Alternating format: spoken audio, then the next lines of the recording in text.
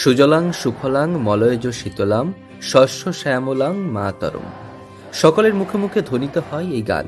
তবে জানেন ভারতের জাতীয় স্তোত্র এটি, যা রচনা করেছিলেন স্বয়ং বঙ্কিমচন্দ্র চট্টোপাধ্যায়, অন্তর্ভুক্ত করেছিলেন তার উপন্যাস আনন্দমঠে। চলতি বছর এই স্তোত্র 150তম বর্ষে পদার্পণ করেছে। 150 বছর পূর্তি উপলক্ষে একাধিক জায়গায় নানান আয়োজন করা হচ্ছে সরকারি ও বেসরকারি তরফে। তবে এবার বন্দে মাতরম গানের 150 বছর পূর্তি উপলক্ষে 150 কণ্ঠে এই গান গাইল পড়ুয়ারা, যা উপভোগ করলেন সকলে। আজকে বন্দে মাতরম গানের 150তম বছরের পূর্তি। এই বছরের প্রেয়ার লাইনে বছরের প্রথম থেকেই আমরা স্যারের বলায় প্র্যাকটিস করছি। আগে শুনেছো বন্দে মাতরম কখনো? হ্যাঁ। তখন মনে হয়নি এই গানটা কত বছর হচ্ছে বা না হচ্ছে এটা জানা? তখন তেমন মনে হয়নি, তবে স্যার বলার পর আগে হয়েছে। চলতি বছরের প্রথম থেকেই এই গান অনুশীলন করেছে তারা। তবে শিশু দিবসের দিন 150 কণ্ঠে জাতীয় স্তোত্র পাঠ পড়ুয়াদের। ব্রিটিশ শাসন থেকে মুক্তি এবং মাতৃভূমির প্রতি ভালোবাসা ও দেশপ্রেম জাগ্রত করার জন্য বঙ্কিমচন্দ্র চট্টোপাধ্যায় 1875 সালে এই গান রচনা করেন। শুধু তাই নয়, তার লেখা তার বিখ্যাত উপন্যাস আনন্দমঠে 1882-তে অন্তর্ভুক্ত ছিল। গানটি ভারতের স্বাধীনতা সংগ্রামীদের মধ্যে এক শক্তিশালী ঐক্যবদ্ধ চেতনার জন্ম দিয়েছিল। তবে কেটেছে 150 বছর, ভারত স্বাধীন হয়েছে বহুদিন, তবুও এই গান শিহরিত করে সকলকে। দেশের প্রতি ভালোবাসা, শস্য শ্যামলা ভারতকে সবার সামনে উপস্থাপিত করে এই স্তোত্র।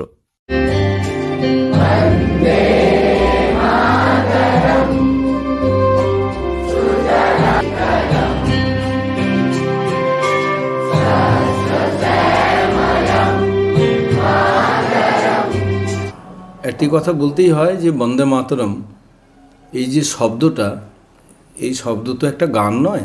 বন্দে মাতরম যে জাতীয় স্তোত্র, এটা একটা সঙ্গীত নয়, এটা একটা আমাদের জাতির আত্মার অন্তর্জাগরণ। আজও 150 বছর পরেও কিন্তু এর প্রাসঙ্গিক।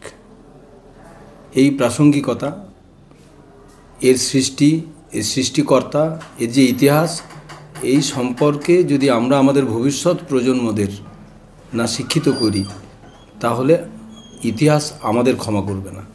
তাই এই গানের 150 বছর পূর্তি উপলক্ষে পশ্চিম মেদিনীপুরের নারায়ণগড়ের ভগবতী দেবী শিক্ষা নিকেতনের পড়ুয়ারা 150 কণ্ঠে গাইল ভারতের জাতীয় স্তোত্র বন্দে মাতরম। এদিন বিদ্যালয়ে সংক্ষিপ্ত আয়োজনের মধ্য দিয়ে বন্দে মাতরম গানের রচনা এবং তার তাৎপর্য তুলে ধরা হয় ছাত্রছাত্রীদের সামনে। 1896-তে কংগ্রেসের যখন সম্মেলন হচ্ছে, সেই সম্মেলন মঞ্চে তিনি গান আকারে সেটাকে গাইলেন। কংগ্রেসের নেতৃত্বরা সেদিন থেকে সিদ্ধান্ত নিলেন এই পরম সুন্দর দেশবন্দনার মন্ত্র হবে আমাদের দেশের গর্বের মন্ত্র। তারপর থেকে যতবার কংগ্রেসের সম্মেলন হয়েছে সেখানে গাওয়া হয়েছে। ভারতের স্বাধীনতা আন্দোলনে তরুণ থেকে তরুণী, ছাত্র থেকে ছাত্রীদের কি ভূমিকা ছিল, কতটা প্রাণ সঁপে দিয়েছিলেন তারা, 200 বছরের ব্রিটিশ পরাধীনতা থেকে কিভাবে মুক্তি পেয়েছে ভারত, তা সবিস্তারে তুলে ধরা হয়। এরপর সম্মিলিত কণ্ঠে উচ্চারিত হয় সুজলাং সুফলাং মলয়জ শীতলাম শস্য শ্যামলাং মাতরম। 150 জন এই স্তোত্রপাঠ করেছে। কবে থেকে তোমরা এটা শিখছো?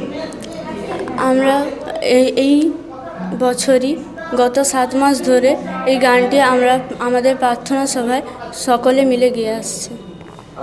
দীর্ঘ প্রায় 7 থেকে 8 মাস ধরে প্রতিদিন প্রার্থনা লাইনে এই স্তোত্র উচ্চারণ করেছে পড়ুয়ারা।